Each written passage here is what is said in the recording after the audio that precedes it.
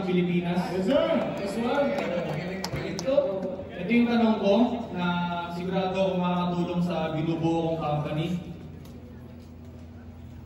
Bugina ko ito and Uncle Frank.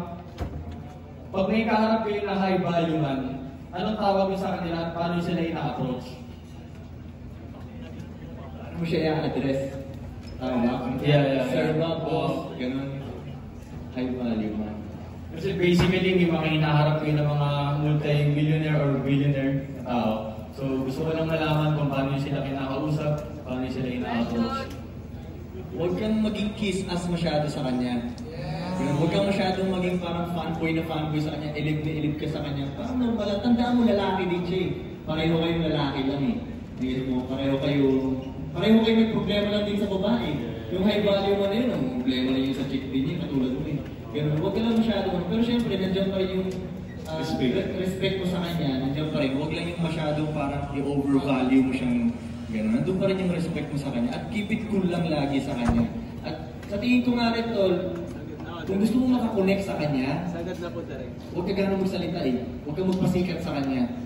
Kasi kadalasan ng mga tao, pag may silang high value, tinatry nila magpasikat doon, sasabihin nila, meron akong coffee shop, may ganito ako, may ganyan ako, bababa. Yung high value ng tao na yun, tinatamad na sa ganung usapan. Lagi na nilang naririnig sa mga kapaligid sila, lahat nagpapasikat sa kanila eh. So shut up ka na lang muna. As maganda yan, kuhain mo muna yung loob niya. So paano mo kuhain yung loob niya?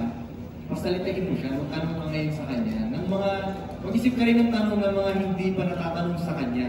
Kasi kunyari, may na-meet kang businessman, malamang magtatanong ka tungkol sa business. Iwasan mo muna yung tanong na yun, business na ako. Pansinin mo muna yung mga, let's say, kunyari, yung vibe niya, kaya yung sapatos niya, doon mo muna simulan. Hilig ka pala sa ganyang yung maliliit na bagay muna, di ba?